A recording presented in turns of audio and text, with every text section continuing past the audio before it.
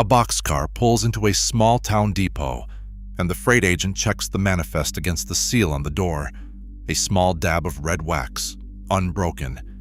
Inside that single railroad car is something almost no one alive today has ever seen arrive this way. A house. Not the furniture for a house, the house itself. Around 30,000 separate pieces.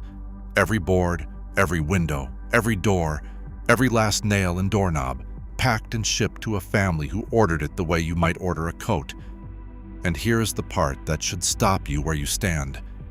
That house, delivered to your own train station, cost about 1 year's wages. 1 year. Tonight I want to walk you back into the America where an ordinary working family could own a sturdy, well-built home for what a man earned in a single year, and I want to show you exactly how it worked, why it vanished, and the quiet reason it can never happen again. If you grew up hearing your grandparents talk about the old days, you may have heard this one and assumed it was an exaggeration. It was not. From 1908 to 1940, the Sears, Roebuck company, the largest retailer in America, the Amazon of its day, sold complete homes through its mail-order catalog. Not a few. By the best estimates, around 75,000 of them.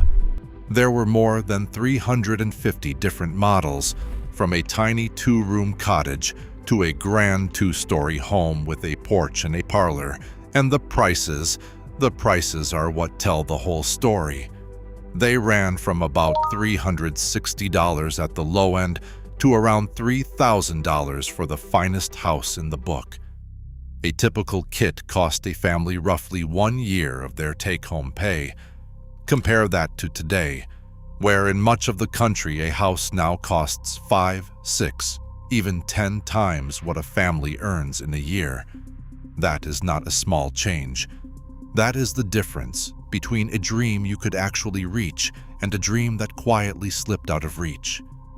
Let me show you how it actually worked, because it is even more remarkable up close. It began with the catalog itself. In that era, the Sears catalog was an institution. It was a book over 1,000 pages thick, and it arrived in roughly 1 out of every 5 American homes. Inside it, you could buy anything: petticoats, tools, a sewing machine, a wood stove, medicine. And starting in 1908, on its own special pages, an entire house. A family would gather at the kitchen table and turn those pages together, the way you might scroll a screen today, and they would choose the magnolia, the Valonia, the crescent, each one drawn in loving detail, with the floor plan, the room sizes, and the price printed right there in black and white. Then the head of the household would write out a check, seal it in an envelope, and mail away for a home. A few weeks later, the boxcar arrived, and what came out of it was a marvel of organization, around 25 tons of material. After 1916, the lumber came pre-cut, every beam already cut to the right length and the right angle, and stamped with a small code, a letter, and a number that matched the blueprint. It was, in a very real sense, the first flat-pack furniture, except the furniture was a house. A thick instruction manual came with it, page after page telling you exactly which numbered board went where. And then the family did something we have almost entirely forgotten how to do. They built it, themselves, with their own hands. This is the heart of it, the part worth sitting with. A man and his brothers and his neighbors would raise that house together, the same way farm families had always raised a barn. Everyone came. The work was shared. And because the materials were mass-produced and shipped in bulk, and because the labor was your own and your neighbor's, the cost stayed within reach of an ordinary wage. Sears even offered payment plans, mortgages of a kind, to help families that could not pay the whole sum at once. A working man with a steady job and willing hands could put a roof over his family that he owned, free and clear, within years, not a lifetime. And here's the proof that they built them well. Thousands upon thousands of those mail-order houses are still standing today, 100 years later, lived in, loved, and often worth many hundreds of thousands of dollars. The bones were good. The bones are still good. So what happened? Why can a family no longer open a catalog and order an affordable home? The honest answer comes in two parts, and the second part is the one that matters most. The first part is simple history. The Great Depression hit Sears hard, and many families who had borrowed to buy their homes could not keep up, and the company was forced to swallow enormous losses. Then came the Second World War, and every board and nail in the country was needed for the war effort, not for catalog houses. The program ended in 1940, and after the war, when the soldiers came home and the great housing boom began, the homes were no longer built one family at a time. Big developers bought up huge tracts of land and built whole neighborhoods at once, and the family that built its own home by hand slowly became a thing of the past. But that is only the surface. Here is the deeper reason, the one the financial channels never explain.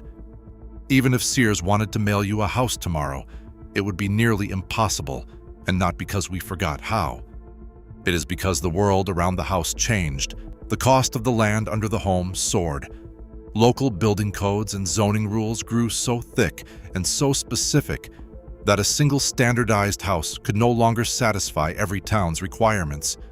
The financing changed, and so the one thing that made the catalog house possible, a simple, affordable, standardized home that an ordinary family could buy and build for a year's pay, was slowly regulated and priced out of existence. The capability never died. The permission did. And that is the part worth holding on to tonight, because it changes how you see your own situation.